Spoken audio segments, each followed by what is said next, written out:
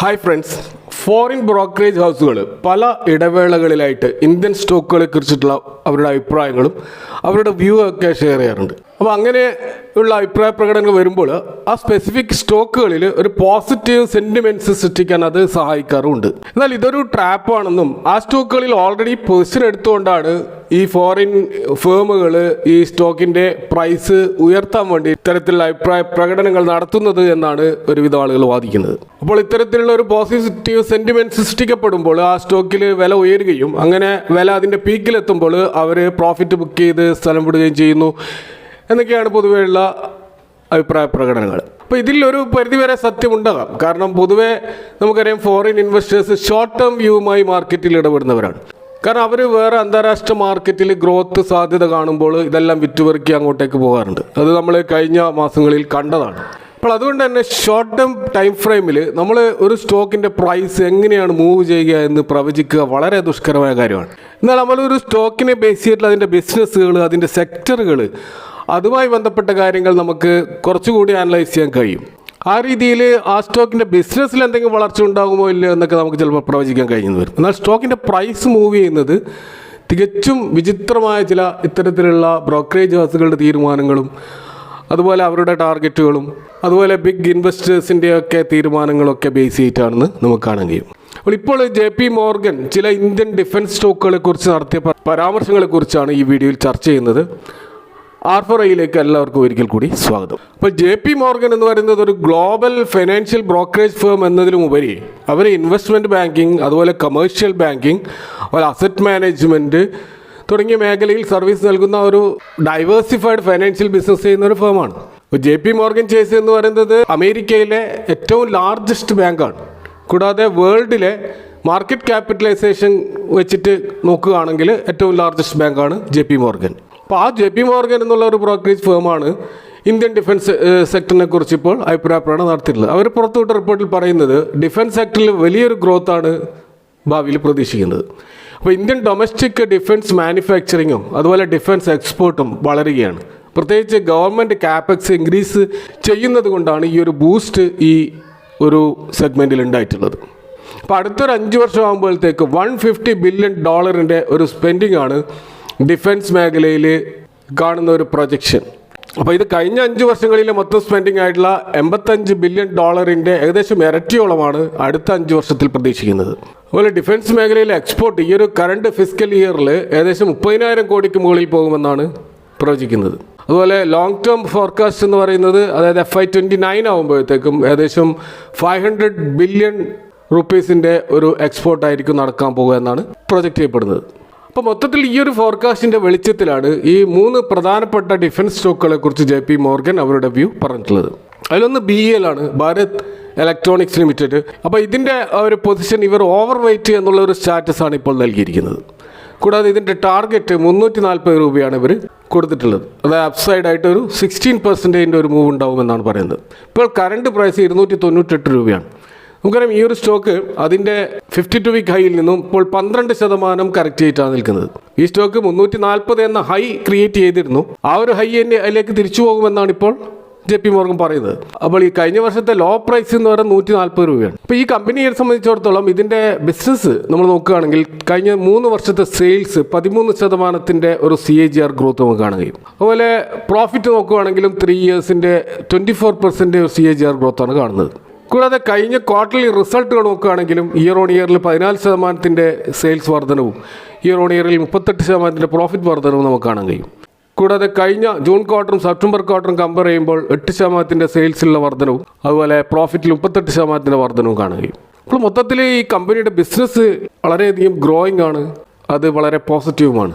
ഈ സ്റ്റോക്കിൽ domestic ഇൻവെസ്റ്റേഴ്സിൻ്റെ holding 20%, foreign ഇൻവെസ്റ്റേഴ്സിൻ്റെ 15% ഹോൾഡിംഗും നമുക്ക് കാണാൻ കഴിയും. അപ്പോൾ തീർച്ചയായിട്ടും ശക്തമായിട്ട് ഫണ്ടമെൻറ്റൽസ് ഉള്ള ഒരു സ്റ്റോക്കാണ് BEL.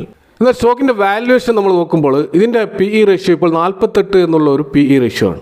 എന്നാൽ ഇൻഡസ്ട്രിയിൽ മൊത്തത്തിൽ ഡിഫൻസ് സെഗ്മെൻറ്റിൽ ഉണ്ടായിട്ടുള്ള ഗ്രോത്തിൻ്റെ അടിസ്ഥാനത്തിൽ ഈ ഇൻഡസ്ട്രിയിൽ ഏകദേശം 64 എന്നുള്ള PE ആണ് നമ്മൾ കാണുക.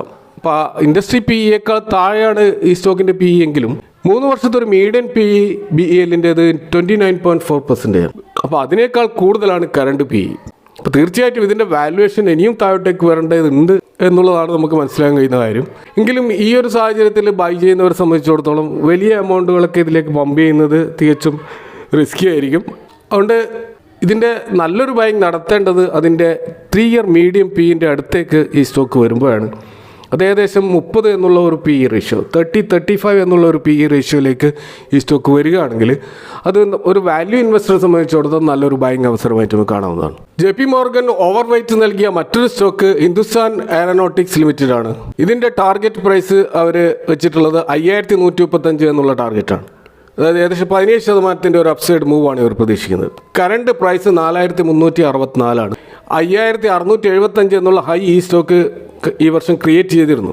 JP മോർഗൻ ഇപ്പോൾ ആ ഒരു ഹൈയിലേക്ക് ഈ സ്റ്റോക്ക് പോകുമെന്ന് പ്രതീക്ഷിക്കുന്നില്ല. അതുകൊണ്ടാണ് ടാർഗറ്റ് അതിൽ താഴെയാണ് നമുക്ക് കാണാൻ കഴിയുന്നത്. ഈ സ്റ്റോക്ക് അതിൻ്റെ 52 വീക്ക് ഹൈയിൽ നിന്നും ഏകദേശം 23% കറക്റ്റ് ചെയ്യുന്നുണ്ട്. BEL-നേക്കാളും നല്ല തോതിൽ കറക്റ്റ് ചെയ്ത ഒരു സ്റ്റോക്കാണ് HAL. അപ്പോൾ HAL-ൻ്റെ ഒരു പെർഫോമൻസ് നമ്മൾ നോക്കുകയാണെങ്കിൽ 3 ഇയേഴ്സിൻ്റെ ഒരു സെയിൽസ് CAGR ഗ്രോത്ത് 10%, 3 ഇയേഴ്സിൻ്റെ പ്രോഫിറ്റ് CAGR ഗ്രോത്ത് 33%. അപ്പോൾ BEL-നോട് ഏകദേശം അടുത്ത് നിൽക്കുന്ന പ്രകടനം തന്നെയാണ് ലോങ് ടേമിൽ ഈ സ്റ്റോക്കും കാണിച്ചിട്ടുള്ളത്. എന്നാൽ കഴിഞ്ഞ ക്വാർട്ടറിൽ ഇയർ ഓൺ ഇയർ സെയിൽസിൽ വെറും 6% ഒരു സിംഗിൾ ഡിജിറ്റ് ഗ്രോത്ത് മാത്രമാണ് നമ്മൾ കാണുന്നത്. പ്രോഫിറ്റിൽ 20% ഗ്രോത്ത് ഉണ്ട്. അതുപോലെ ക്വാർട്ടർ ഓൺ ക്വാർട്ടർ സെയിൽസിൽ 37% ഗ്രോത്ത് ഉണ്ടെങ്കിലും ക്വാർട്ടർ ഓൺ ക്വാർട്ടർ പ്രോഫിറ്റിൽ 3% ഒരു സിംഗിൾ ഡിജിറ്റ് ഗ്രോത്താണ്. ചെറിയൊരു ഇടിവ് ഇതിൻ്റെ പെർഫോമൻസിൽ വന്നിട്ടുണ്ട് എന്ന് കഴിഞ്ഞ ക്വാർട്ടർലി റിസൾട്ട് വെച്ച് നമുക്ക് പറയാൻ പറ്റും. ഈ സ്റ്റോക്കിലും ഫോറിൻ ഇൻവെസ്റ്റേഴ്സിൻ്റെയും ഡൊമസ്റ്റിക് ഇൻവെസ്റ്റേഴ്സിൻ്റെ ഹോൾഡിംഗ് BEL-ൻ്റെ അത്ര ഇല്ലെങ്കിലും സാമാന്യം കുഴപ്പമില്ലാത്ത ഹോൾഡിംഗ് ഇതിലുണ്ട്. സ്റ്റോക്കിൻ്റെ PE റേഷ്യോ നമ്മൾ നോക്കുകയാണെങ്കിൽ ഇപ്പോൾ 34 എന്നുള്ള PE റേഷ്യോ നമ്മൾ കാണുന്നത്. Industry PE 61.6. അപ്പോൾ ഇൻഡസ്ട്രി PE-യേക്കാൾ എത്രയോ താഴെയാണ് PE എങ്കിലും HAL-ൻ്റെ മീഡിയൻ PE 18.2 എന്ന് നമുക്ക് മനസ്സിലാക്കാൻ കഴിയും. അപ്പോൾ ഈ 18.2 എന്നുള്ള PE-ലേക്ക് ഈ സ്റ്റോക്ക് വരേണ്ടതുണ്ട്. എന്നാൽ അത്രയൊന്നും വരില്ലെങ്കിലും ഒരു 20-25% എന്നുള്ള ഒരു PE റേഷ്യോ ആണ് HAL-നെ സംബന്ധിച്ചിടത്തോളം കുറച്ചുകൂടി ഒരു വാല്യൂ ഇൻവെസ്റ്റ്മെൻറ്റിന് അനുയോജ്യമായിട്ട് ഒരു PE റേഷ്യോ. എന്നാൽ ചെറിയ തോതിൽ ഇപ്പോൾ ഈ ഒരു കറക്ഷനിൽ വാങ്ങിച്ചുകൊണ്ട് വലിയൊരു ആവറേജ് നല്ലൊരു ഡിപ്പിൽ മാത്രം ചെയ്യുന്നതായിരിക്കും ഏറ്റവും നല്ലത് എന്നാണ് മനസ്സിലാക്കാൻ കഴിയുന്നത്. JP മോർഗൻ ബുള്ളിഷ് ആയിട്ടുള്ള മറ്റൊരു സ്റ്റോക്ക് മസഗോൺ ഡോക്ക് ഷിപ്പ് ബിൽഡേഴ്സാണ്. എന്നാൽ HAL-നും BEL-നും ഓവർ വെയ്റ്റ് എന്നുള്ള ഒരു സ്റ്റാറ്റസ് നൽകിയിട്ടുണ്ടെങ്കിലും മസഗൺ ഡോക്കിന് ന്യൂട്രൽ എന്നുള്ള സ്റ്റാറ്റസാണ് JP മോർഗൻ നൽകിയിട്ടുള്ളത്. ഇതിൻ്റെ ടാർഗറ്റ് 4248 മാത്രമാണ് അവർ കൊടുത്തിട്ടുള്ളത്. അത് നേരിയൊരു 2% ഒരു അപ്സൈഡ് ടാർഗറ്റാണത്. കറണ്ട് പ്രൈസ് 4278 5860 വരെ ഇതിൻ്റെ ഹൈ പോയിരുന്നു. ആ ഒരു ഹൈയിൽ നിന്ന് 27% കറക്റ്റ് ചെയ്തുകൊണ്ടാണ് ഇപ്പോൾ നമുക്ക് ഈ സ്റ്റോക്ക് കാണാൻ കഴിയുന്നത്. 3 ഇയേഴ്സിൻ്റെ സെയിൽസ് CAGR ഗ്രോത്ത് 33% ഉണ്ട്. 3 ഇയേഴ്സിൻ്റെ പ്രോഫിറ്റ് CAGR 47% ഉണ്ട്. ലോങ് ടേമിൽ നല്ല പെർഫോമൻസ് ഈ സ്റ്റോക്ക് കാഴ്ചവെച്ചിട്ടുണ്ട്. എന്നാൽ കഴിഞ്ഞ ക്വാർട്ടറിലെ റിസൾട്ട് നോക്കുമ്പോൾ ഇയർ ഓൺ ഇയറിൽ സെയിൽസിലും പ്രോഫിറ്റിലും നല്ല ഇമ്പ്രൂവ്മെൻറ്റ് കാണുന്നുണ്ടെങ്കിലും ക്വാർട്ടർ ഓൺ ക്വാർട്ടറിൽ -16% ഒരു ഇടിവ് പ്രോഫിറ്റിൽ സംഭവിച്ചതായിട്ട് നമുക്ക് കാണാൻ കഴിയും. ക്വാർട്ടർ ഓൺ ക്വാർട്ടർ സെയിൽസിൽ 17% ഇമ്പ്രൂവ്മെൻ്റ് ആയെങ്കിലും ആ പ്രോഫിറ്റിൽ ഉണ്ടായിട്ടുള്ള ഈ ഒരു ഇടിവ് അതായിരിക്കാം JP മോർഗൻ ഈ സ്റ്റോക്കിൽ ന്യൂട്രൽ പൊസിഷനിലേക്ക് വരാൻ കാരണം. അതുപോലെ വലിയൊരു ടാർഗറ്റ് ഈ സ്റ്റോക്കിലേക്ക് അവർ വെച്ചിട്ടില്ല എന്ന് നമുക്ക് മനസ്സിലാക്കാൻ കഴിയും. കൂടാതെ ഈ സ്റ്റോക്കിൽ ഫോറിൻ ഇൻവെസ്റ്റേഴ്സിൻ്റെ ഹോൾഡിംഗ് വളരെ കുറവാണ്, 1% മാത്രമേ ഉള്ളൂ. അതേപോലെ ഡൊമസ്റ്റിക് ഇൻവെസ്റ്റേഴ്സിൻ്റെയും ഏകദേശം 1% മാത്രമേ കാണാൻ കഴിയുന്നുള്ളൂ. സ്റ്റോക്കിൻ്റെ PE ഇപ്പോൾ 33 ആണ്. ഇൻഡസ്ട്രി PE 51 ആണ്. ഇൻഡസ്ട്രി PEയേക്കാൾ കുറവാണെങ്കിലും മീഡിയൻ PE 21.4 ആണ് 3 ഇയേഴ്സിൻ്റേത്. അപ്പോൾ അതിൻ്റെ അടുത്തേക്ക് ഇനിയും വരേണ്ടതുണ്ട് ഈ സ്റ്റോക്ക്. അപ്പോൾ ഈ സ്റ്റോക്കിൽ ഇങ്ങനെയുള്ള ഇൻസ്റ്റിറ്റ്യൂഷൻ്റെ ഹോൾഡിങ്ങിൻ്റെ കുറവും അതേപോലെ ഇതിൽ JP മോർഗൻ നേടിയ ടാർഗറ്റ് വളരെ കുറവും അതുപോലെ ക്വാർട്ടർലി റിസൾട്ടിൽ പ്രോഫിറ്റിൽ വന്ന ഇടിവൊക്കെ പരിഗണിക്കുമ്പോൾ ഈ സ്റ്റോക്കിൽ അത്ര വലിയൊരു ബുള്ളിഷ്നെസ് നമുക്ക് കാണാൻ കഴിയില്ല. അപ്പോൾ ഇനിയും ഇതിൻ്റെ ഒരു PE റേഷ്യോ താഴോട്ടേക്ക് വന്നാൽ മാത്രം നല്ലൊരു ബൈങ് ലെവലാണെന്ന് നമുക്ക് പറയാൻ കഴിയുകയുള്ളൂ. ഏതായാലും ഇതാണ് 3 സ്റ്റോക്കുകളെ കുറിച്ചുള്ള കാര്യങ്ങൾ ഇവിടെ പറയാനുള്ളത്. നിങ്ങളുടേതായ പഠനം നടത്തുക. ഇതൊരിക്കലും ഒരു ബൈ ഓർ സെൽ റെക്കമെൻഡേഷൻ അല്ല. Thank you for watching. See you next time with another video.